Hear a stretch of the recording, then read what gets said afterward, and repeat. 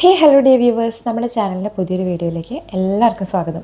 നിങ്ങൾ വായനയും പുസ്തകത്തിനെയും ഒക്കെ ഇഷ്ടപ്പെടുന്ന ആളാണ് എങ്കിൽ നിങ്ങൾ ഒരു 5 മിനിറ്റ്, കൂടിപ്പോയാൽ ഒരു 8 മിനിറ്റ് നിങ്ങൾ എന്നെ ഒന്ന് കേൾക്കാനുള്ള ക്ഷമ കാണിക്കണം കേട്ടോ. ഞാനിവിടെ അത്രയും മനോഹരമായ ഒരു പുസ്തകത്തിനെ എൻ്റെ ഭാഷയിൽ എൻ്റെ വായനാനുഭവത്തിൽ നിങ്ങൾക്ക് പരിചയപ്പെടുത്താൻ പോവാണ്.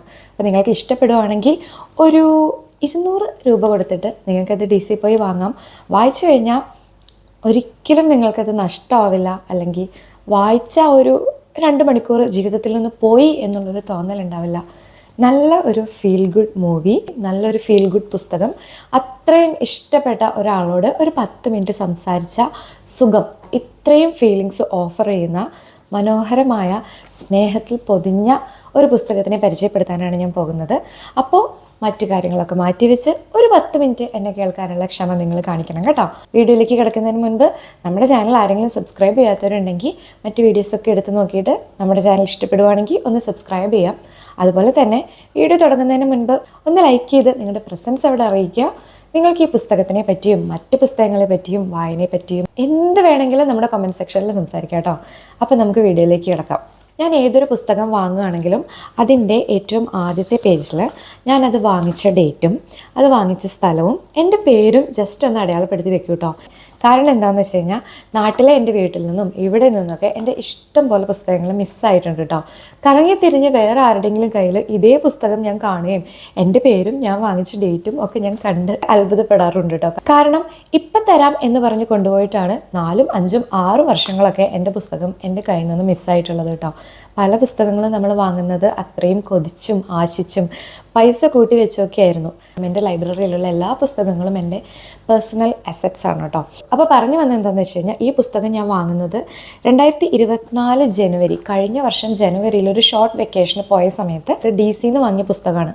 പല കുറി വായിക്കാൻ വേണ്ടി കയ്യിലെടുത്തെങ്കിലും കോൺസെൻട്രേഷൻ കിട്ടാതെയും ഒരുപാട് കാര്യങ്ങൾ ഇങ്ങനെ ഇടയ്ക്ക് കയറി വന്നിട്ടൊക്കെ ഇൻകംപ്ലീറ്റ് ആയിപ്പോയി എന്ന് പറയുന്നതിനേക്കാൾ കൂടുതൽ എനിക്കിത് തുടങ്ങാൻ പറ്റിയില്ല കേട്ടോ. ജസ്റ്റ് ഒരു പേജ് 2 പേജൊക്കെ വായിച്ചിട്ട് പിന്നെ ഡിസ്ട്രാക്റ്റഡ് ആയിപ്പോയി.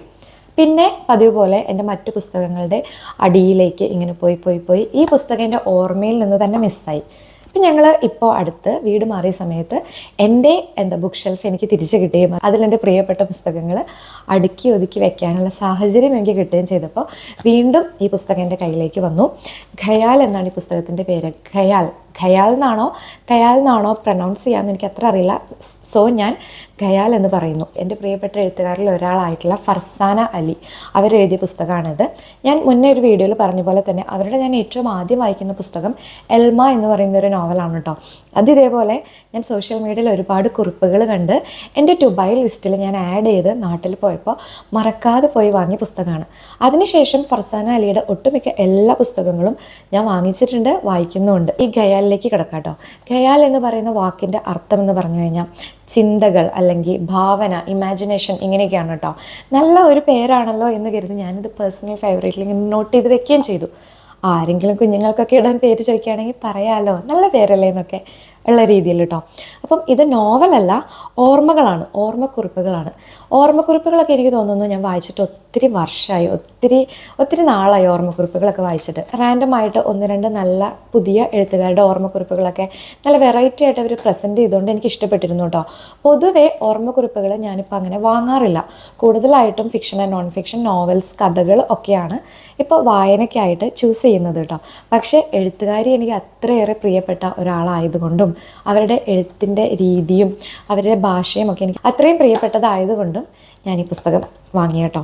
അപ്പം ഖയാലിനെ പരിചയപ്പെടുത്തുവാണെങ്കിൽ, ഖയാൽ എന്ന് പറഞ്ഞാൽ ഓർമ്മക്കുറിപ്പുകളാണെന്ന് ഞാൻ മുന്നേ പറഞ്ഞല്ലോ. ഇവർ സെറ്റിൽ ചെയ്തേക്കുന്നത് ചൈനയിലാണ്. ചൈനയിൽ സെറ്റിൽ ചെയ്തേക്കുന്ന മലയാളീസിനെ നമ്മളധികം കണ്ടിട്ടില്ല. ഇനിയിപ്പോൾ എനിക്ക് അറിയാത്തതാണോ എന്ന് അറിയില്ല കേട്ടോ. അതുകൊണ്ട് തന്നെ ഇതിൽ പറയുന്ന പല കാര്യങ്ങളും ഒരു 70% അല്ലെങ്കിൽ 80% കാര്യങ്ങളും എനിക്ക് അവ്യക്തമായിട്ടുള്ള കാര്യങ്ങളാണ്. എനിക്കറിയാത്ത പല കാര്യങ്ങളും ഇവരിതിൽ പറഞ്ഞു പോകുന്നുണ്ട്. എന്താണ് ചൈന, അവിടെ ആരൊക്കെയാണ് താമസിക്കുന്നത്, അവിടുത്തെ ജനങ്ങൾ ചൈനീസ് ആയിട്ടുള്ള ആളുകൾ മാത്രമാണോ, അവർ സംസാരിക്കുന്ന ഭാഷ ഈ ഒരു ഭാഷ മാത്രമാണോ? പക്ഷേ ഇതിൽ നിന്ന് എനിക്ക് മനസ്സിലായത് അവിടെ മാൻഡറിൻ എന്ന് പറയുന്ന വേറൊരു ഭാഷ കൂടി അവർ സംസാരിക്കുന്നുണ്ട്. ഇനി അവർക്ക് ഇംഗ്ലീഷിൽ അത്ര പരിജ്ഞാനമില്ല എന്നും അവരുടെ ഭക്ഷണ രീതികൾ, അവർ കടന്നു പോകുന്ന ജീവിത രീതികൾ, അവർ ജീവിച്ചു പോകുന്ന രീതികൾ, അവരത്രയും ഇൻഡിപെൻഡൻ്റ് ആയിട്ടുള്ള ആളുകളാണ്. 18 വയസ്സിന് അല്ലെങ്കിൽ 15 വയസ്സിന് ശേഷം ഏതൊരു മക്കളാണെങ്കിലും ആൺകുട്ടിയാണെങ്കിലും പെൺകുട്ടിയാണെങ്കിലും അവർ സ്വന്തം കാലിൽ നിന്ന് ഏൺ ചെയ്ത് അവരുടെ സ്വന്തം കാര്യങ്ങൾ നോക്കി സ്വന്തം ലൈഫ് സ്റ്റേറ്റസ് അവർ തന്നെ ചൂസ് ചെയ്ത് ജീവിത പങ്കാളി അവർ തന്നെ സെലക്ട് ചെയ്ത് അവരുടെ സ്വന്തം ഇഷ്ടത്തിന് ജീവിതം ആസ്വദിച്ച് ജീവിക്കുന്ന ഒരു ജനത കൂടിയാണ് ചൈനയിലുള്ള ആളുകൾ എന്ന് പറഞ്ഞു കഴിഞ്ഞാൽ. അവരുടെ ഭക്ഷണ രീതിയൊക്കെ നമ്മളെപ്പോഴും ശ്രദ്ധിച്ചിട്ടുണ്ട്. ചൈനയിലുള്ള ആളുകൾ ചോപ്സ്റ്റിക്ക് യൂസ് ചെയ്തിട്ടാണ് ഭക്ഷണം കഴിക്കുന്നത്. അതേപോലെ അവർ ഒരു കുഞ്ഞു ബൗളിൽ പേരിന് മാത്രം റൈസും അതുപോലെ തന്നെ ഒരുപാട് പ്രോട്ടീൻ റിച്ച് ആയിട്ടുള്ളതും അല്ലെങ്കിൽ ശരീരത്തിന് ഗുണകരമായിട്ടുള്ള ഭക്ഷണ സാധനങ്ങൾ അവർ അവരുടെ ഭക്ഷണത്തിൽ ആഡ് ചെയ്യാൻ ശ്രമിക്കുന്നവരാണ്. ചോറൊക്കെ അധികം കഴിക്കേണ്ട എന്നുള്ള രീതിയിൽ. എന്തുകൊണ്ടാണ് അവർ ചോറ് കഴിക്കുന്നത് കുറച്ചിരിക്കുന്നത് എന്ന് വെച്ച് കഴിഞ്ഞാൽ, പണ്ട് അവരുടെ രാജ്യത്തൊരു ക്ഷാമം വന്ന സമയത്ത് അവർ അരിക്കായിട്ട് ഒരുപാട് ബുദ്ധിമുട്ടി. അപ്പോൾ അതിൽ നിന്ന് അവർ പഠിച്ചൊരു കാര്യമാണ് അനാവശ്യമായിട്ട് വലിച്ചു വാരി കുറേ അരി വേസ്റ്റ് ചെയ്യരുത്. പേരിന് മാത്രം അവർ അരി അല്ലെങ്കിൽ റൈസ് ചോറ് കഴിച്ചിട്ട് മറ്റ് ഭക്ഷണ പദാർത്ഥങ്ങൾക്കാണ് അവർ ഇമ്പോർട്ടൻസ് കൊടുക്കുന്നത്. അതേപോലെ തന്നെ ചോപ്സ്റ്റിക്ക് യൂസ് ചെയ്യുന്നതിലെ ഇമ്പോർട്ടൻസ്, മത്സ്യമായിക്കോട്ടെ, മീറ്റ് ആയിക്കോട്ടെ, പോർക്ക് ആയിക്കോട്ടെ, ഇതൊക്കെ അവർ ഭക്ഷണം കഴിക്കുന്ന രീതിയും അങ്ങനെ ഒരുപാട് കാര്യങ്ങൾ പറഞ്ഞു പോകുന്നുണ്ട് ഈ പുസ്തകത്തിൽ. ഈ പുസ്തകം എന്ന് പറഞ്ഞു കഴിഞ്ഞാൽ ഒരേ സമയം ചൈന, അതേസമയം അവരുടെ ഇന്ത്യയിൽ മലപ്പുറത്തെ വീട്ടിലുള്ള ഓർമ്മകളും അവരുടെ ജീവിതത്തിലെ ഓരോ വ്യക്തികൾക്ക് ജീവിതത്തിൽ തന്നിട്ടുള്ള അവരുടെ ജീവിതത്തിൽ ചെലുത്തിയ സ്വാധീനം, ഓരോ വ്യക്തികളുടെ ഇമ്പോർട്ടൻസ്, അവരുടെ ലൈഫിൽ നിന്ന് പഠിച്ച ചില പാഠങ്ങൾ, പേഴ്സണൽ ലൈഫിൽ കൈവന്നിട്ടുള്ള കുറേ നല്ല നല്ല മൂല്യങ്ങളൊക്കെ ഇതിലവർ നല്ല ഭംഗിയായിട്ട് പറഞ്ഞു പോയിട്ടുണ്ട് കേട്ടോ. ഓരോ കുറിപ്പിൻ്റെ അവസാനവും കൊടുത്തിട്ടുള്ള 1-2 സെൻറ്റൻസ് ഉണ്ട്. അത് സത്യം പറഞ്ഞു കഴിഞ്ഞാൽ അത് വായിച്ചു കഴിയുമ്പോൾ ഞാൻ ചില സ്റ്റോറീസൊക്കെ ഒന്നും കൂടെ റീഡ് ചെയ്തു എന്നുള്ളത് സത്യമാണ് കേട്ടോ. ഏറ്റവും പ്രിയപ്പെട്ട ഒരു സുഹൃത്തിനെ പറ്റി ഇതിൽ പറഞ്ഞു പോകുന്നുണ്ട്. അതായത് ഈ എഴുത്തുകാരിയുടെ മകൻ്റെ കിൻഡർഗാർട്ടൻ ടീച്ചറായിരുന്ന മിസ്റ്റർ ടോം, അദ്ദേഹത്തിനെ പറ്റി ഇതിലൊരു ചാപ്റ്റർ ഉണ്ട്.